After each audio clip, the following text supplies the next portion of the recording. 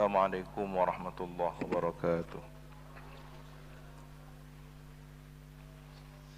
Bismillahirrahmanirrahim. Alhamdulillahi rabbil alamin. Wa bihi nasta'inu ala umuri dunya waddin.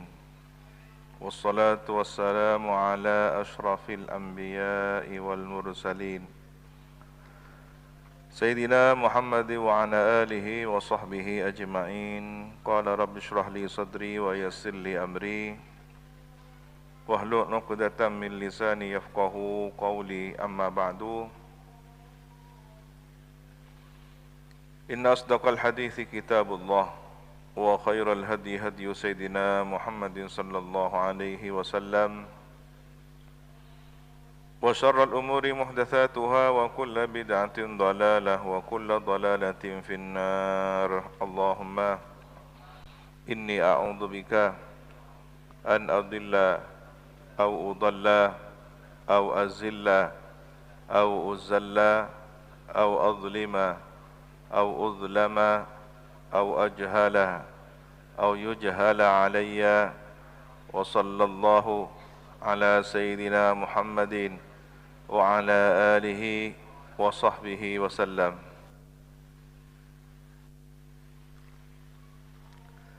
Wa bisanadil muttasiri ila al-imam al-faqih al-usuli an-nahwi al-mufassiri Jalaluddin Muhammad ibn Ahmad ibn Muhammad ibn Ibrahim al-Mahalli wa ila al-imam al-hafidh al-mu'arrikh al-adib al-muhaqqiq al-mudaqqiq Jalaluddin Abdurrahman ibn Abi Bakr ibn Muhammad ibn Sabiquddin Al-Khudairi As-Suyuti rahimahumullahu ta'ala wa nafa'ana bihima wa bi'ulumihima wa bi asrarihima wa bi asrari sairi salihin. Allahumma aftah lana futuhal arifin. Allahumma anfa'na bima 'allamtana wa 'allimna alladhi yanfa'una wa zidna ilma walhamdulillahi ala kulli hal.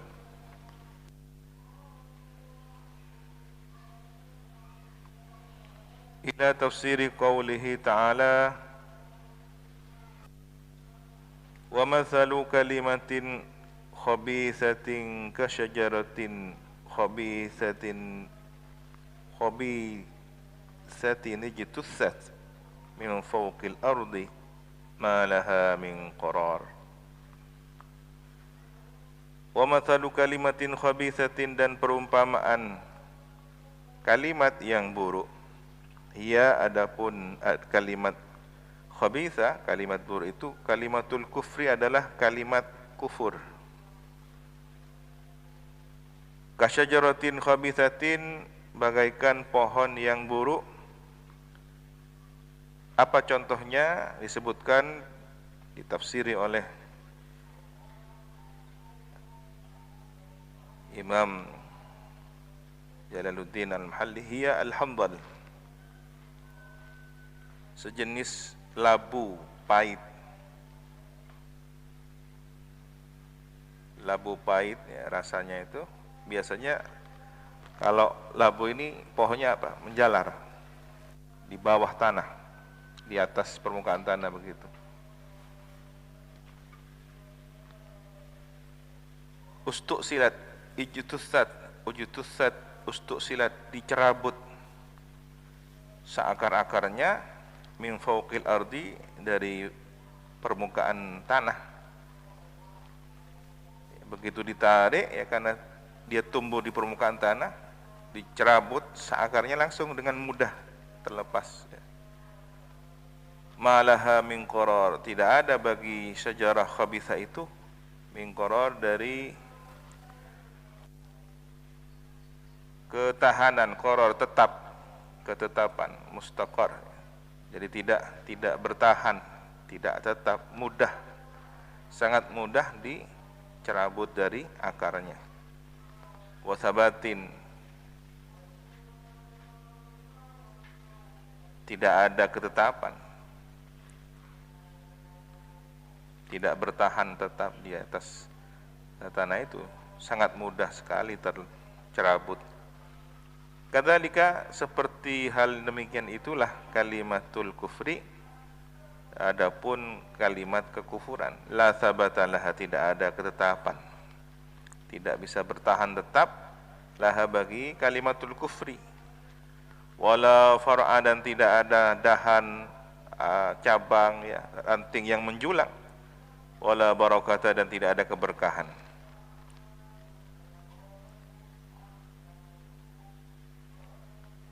Yusabbitullahu, menetapkan Allahu, siapa Allah, alladzina, kepada orang-orang, amanu, yang beriman, siapa alladzina, bil qauli tsabiti, dengan ucapan yang tetap.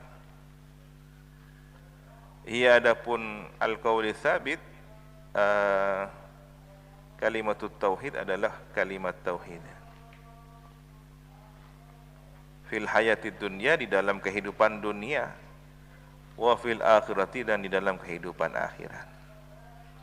Kehidupan akhirat di sini apa? Ai al qabri, di dalam kuburnya.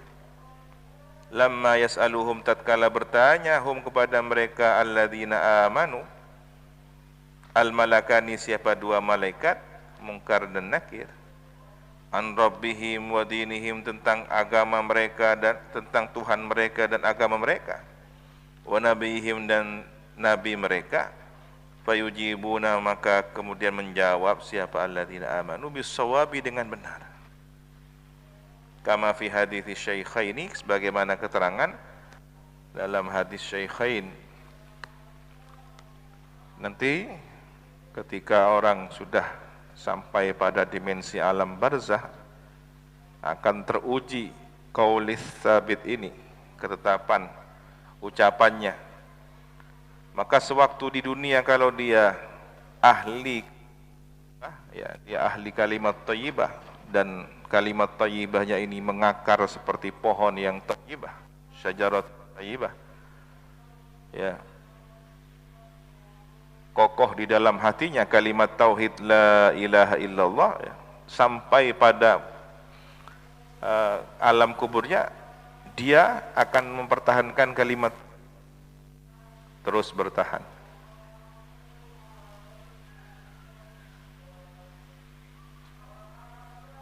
Meskipun sebagian mufassirin berselisih pendapat mengenai kalimat thayyibah ini. Ada yang mengatakan ya, kalimat tauhid la ilaha illallah. Ada yang mengatakan ya da'watul Islam, dakwah ajaran Islam dan Al-Qur'an, itu semuanya adalah kalimatut thayyibah. Ya, berarti kita mengaji agama, ya, seluruh ajaran agama, akidah, syariat, akhlak, kisah keteladanan, qasas para nabi, para rasul dan salihin, itu semuanya kalimat thayyibah umum. Ya. Kemudian apa kalimat khabithah? Kalimat yang menunjukkan kemusyrikan, menyekutukan Allah, atau mengajak kepada kekufuran. Ada juga yang memberikan tafsir takdzibul haqqi, mendustakan kebenaran. Boleh jadi itu umum, ya. Jadi kalimat la ilaha illallah adalah kalimat thayyibah, ajakan menuju ajaran Islam, ya, memahami Al-Qur'an, itu adalah kalimat thayyibah, seluruhnya kalimat thayyibah. Maka demikian juga kalimat khabithah, syirik kepada Allah kalimat khabithah, mengajak kepada kekufuran ya khabithah, mendustakan kebenaran itu juga kalimat khabithah.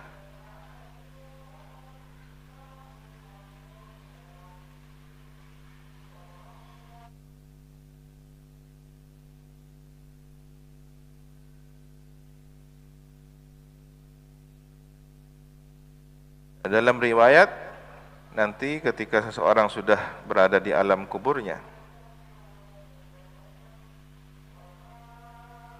rohnya sudah dikembalikan ke jasad, datang dua malaikat, didudukkan, ya, si penghuni kubur baru ini. Kedua malaikat berkata kepadanya, "Man rabbuka wa ma dinuka wa man nabiyuka." Ini yang dalam riwayat hadis, ya. Yang ditanya adalah Tuhan, agama, dan Nabi.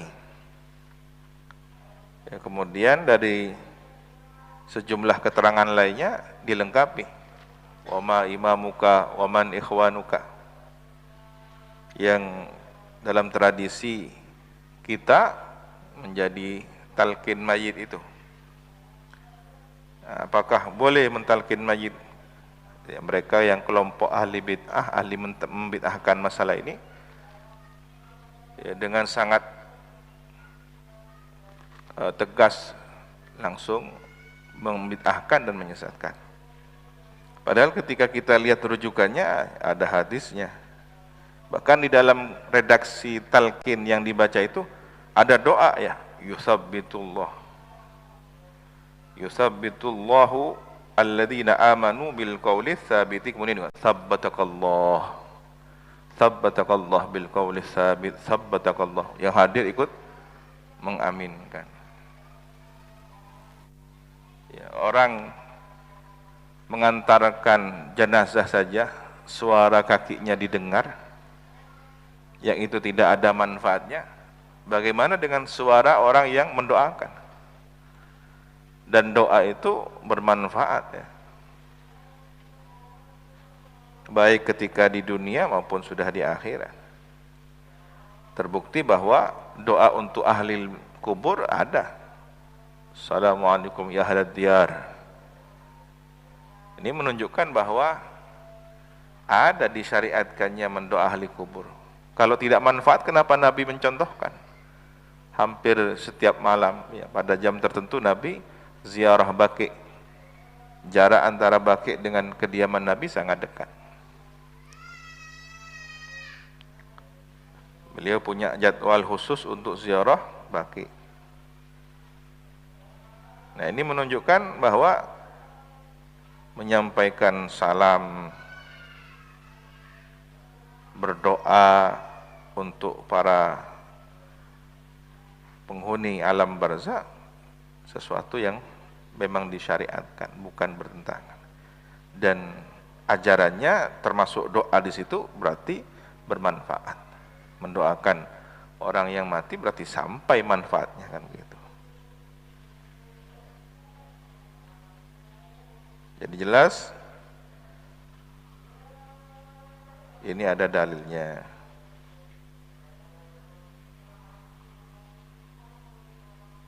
Ketika orang yang imannya kuat dan tangguh, maka nanti di alam kuburnya bisa menjawab Rabbi Allah wa dinil Islam wa nabiyyi Muhammad sallallahu alaihi wasallam.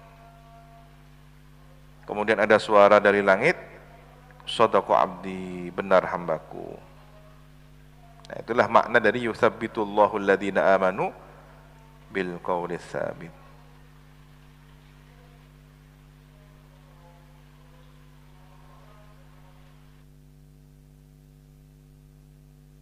Dawuhnya Imam Al-Ghazali, kondisi ini mirip dengan kondisi orang yang tidur.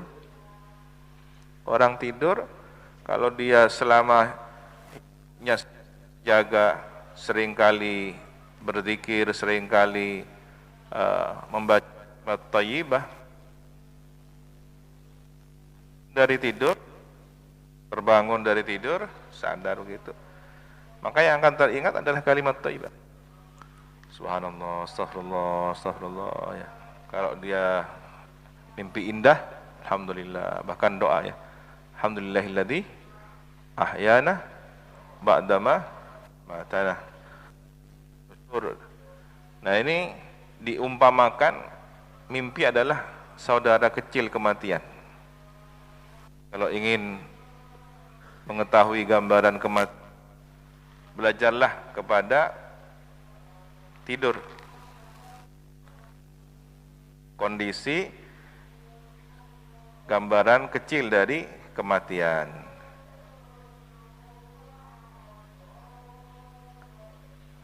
Di dalam mimpi kita melihat sesuatu yang nyata, tetapi tidak dengan jasad kita, dalam alam pikir kita, yang itu adalah alam roh. Maka nanti di alam barzakh demikianlah rohnya. Orang-orang yang beriman, dia seperti dalam mimpinya berkunjung pada orang soleh, bertemu dengan orang-orang soleh, para nabi, para rasul, siddiqin, syuhada, salihin. Tetapi orang yang selama aktif hari-harinya itu berperilaku buruk, berperangai buruk, seringkali mimpinya juga mimpi buruk. Ya, dengan kesehariannya, ketika kesehariannya dia sering mencela, hujat, mencaci orang, ya, maka dalam mimpi, bahkan baru bangun tidur saja ketika mimpi buruk langsung menghujat. Ya. Ini qaulus tsabit. Kita doa kepada Allah, semoga kita ditetapkan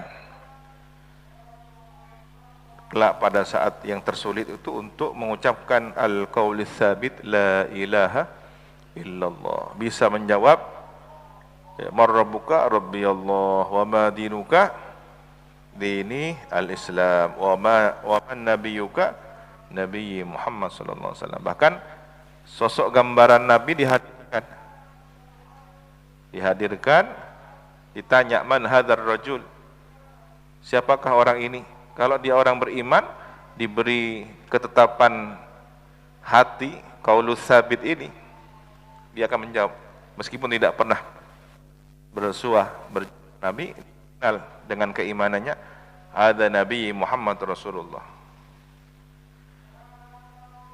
Tetapi orang yang kufur, ya, memang sudah tidak pernah berjumpa, atau orang kafir yang mungkin semasa dengan Nabi, ketika ditanya man hadzal rajul, boleh jadi jawabannya ngawur, ya, ini musuh saya, atau ini adalah anak yatimnya Abu Talib, seperti semasa dia hidup dahulu, seperti para tokoh-tokoh kafir Quraisy, ya, menganggap Nabi tak ubahnya yang dia kenal sebelum sebagai Nabi dan Rasul. Jadi hanya kenal fisiknya baginda Nabi Muhammad, kenal Muhammad bin Abdillahnya saja, yang diasuh oleh kakeknya, diasuh oleh pamandanya. Hanya itu yang dia kenal. Jadi kalau ada orang membaca sejarah Nabi hanya sebatas sejarah luarnya saja, tidak sampai mendapat apa baginda Nabi, tidak sampai mengenal Muhammad Rasulullah, ya, hanya Muhammad bin Abdillah, ya masih dipertanyakan kesempurnaan imannya, kan gitu. Apalagi tidak baca sejarah Maulid Nabi, enggan, ya. Oleh karena itu ulama mengatakan orang yang tidak mau bermaulid Nabi sangat mengkhawatirkan, seakan dia mempertanyakan kehadiran Nabi Muhammad sallallahu alaihi wasallam yang sudah jelas sebagai rahmatan lil alamin itu.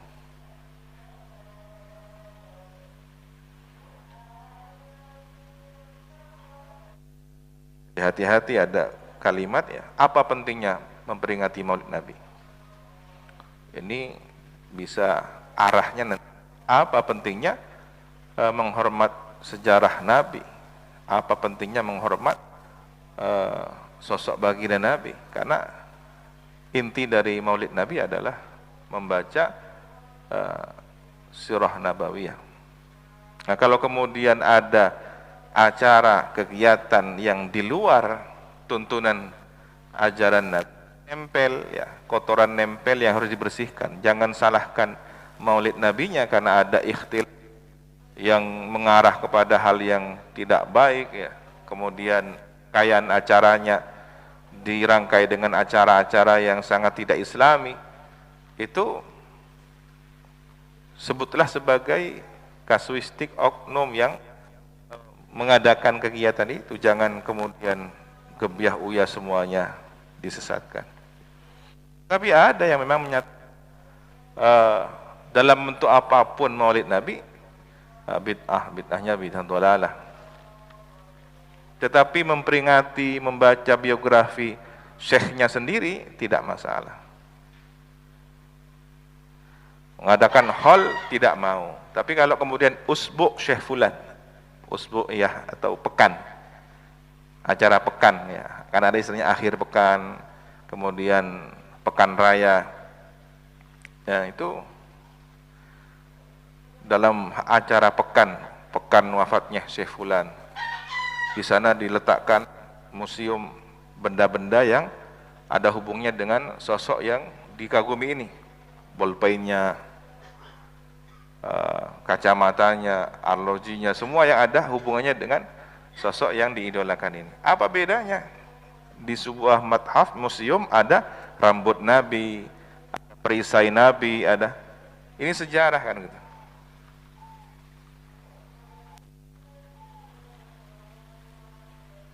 Dan apa bedanya? Kemudian memperingati Maulid Nabi yang itu diisi dengan sirah nabawiyah. Alhamdulillah akhirnya bergeser.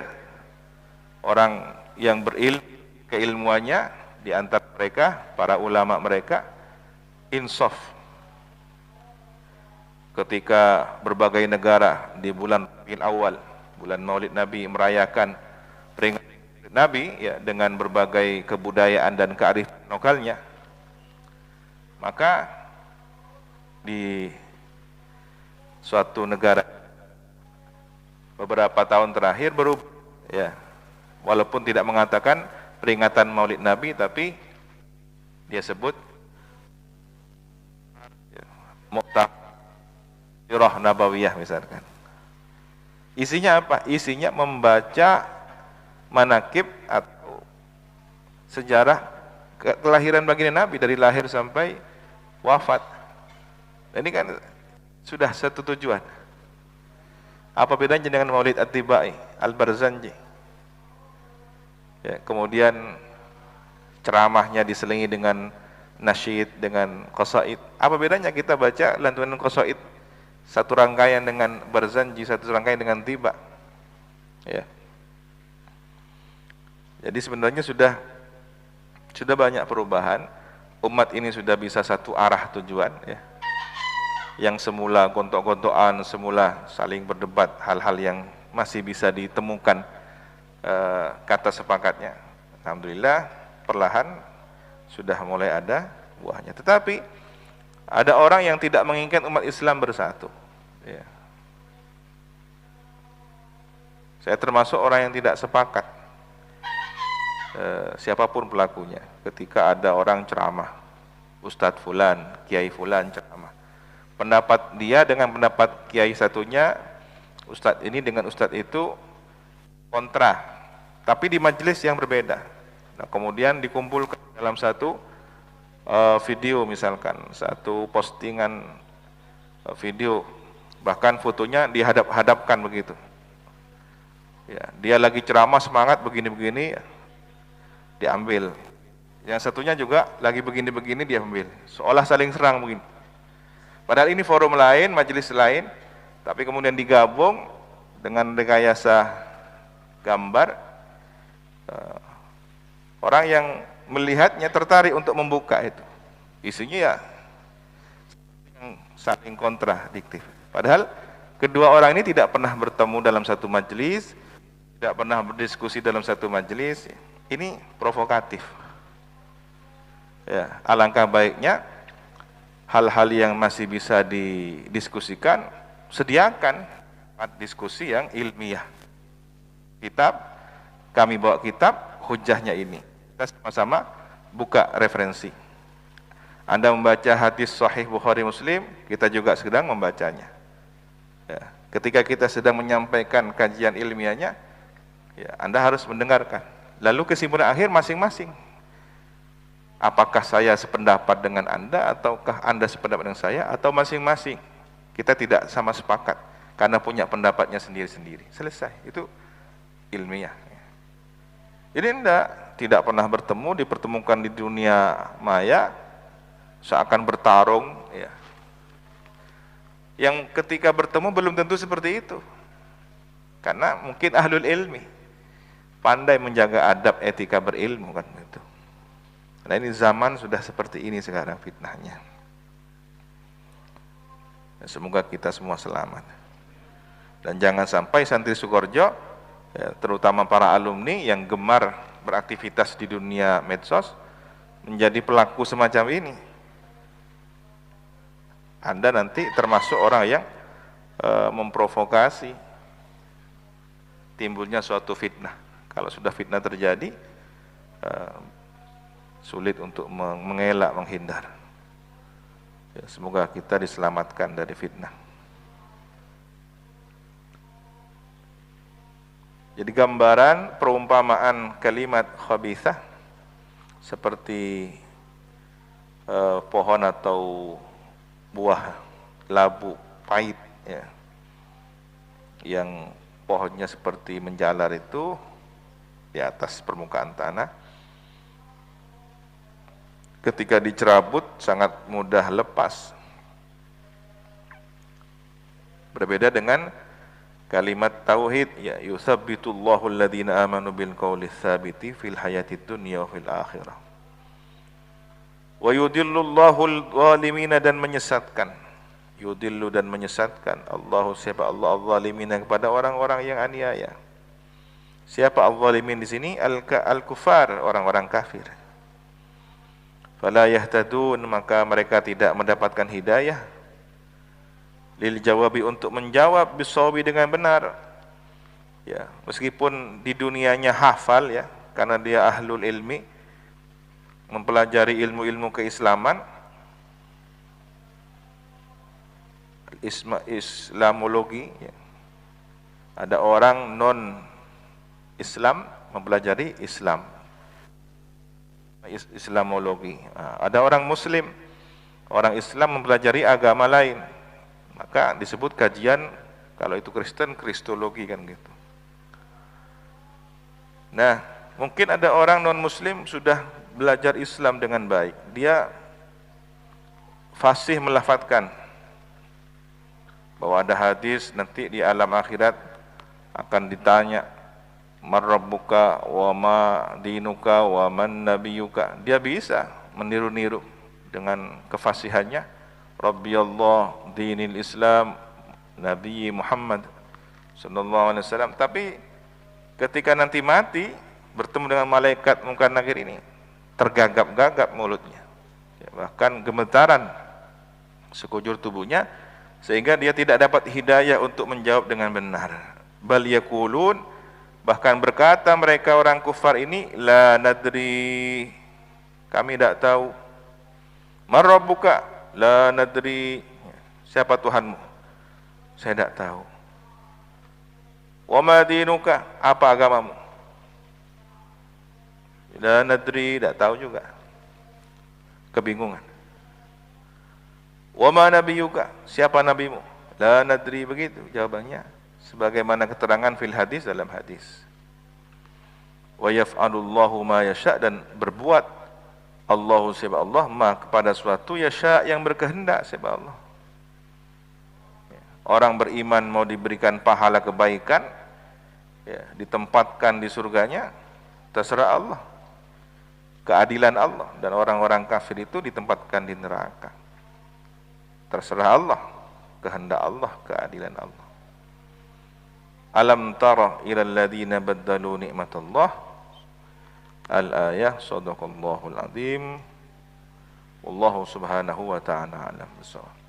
Subhanakallahumma bihamdika, asyhadu an la ilaha illa anta, astaghfiruka wa atubu ilaik. Wa sallallahu ala sayyidina Muhammadin wa ala alihi wa sahbihi wa sallam. Alhamdulillahi rabbil alamin.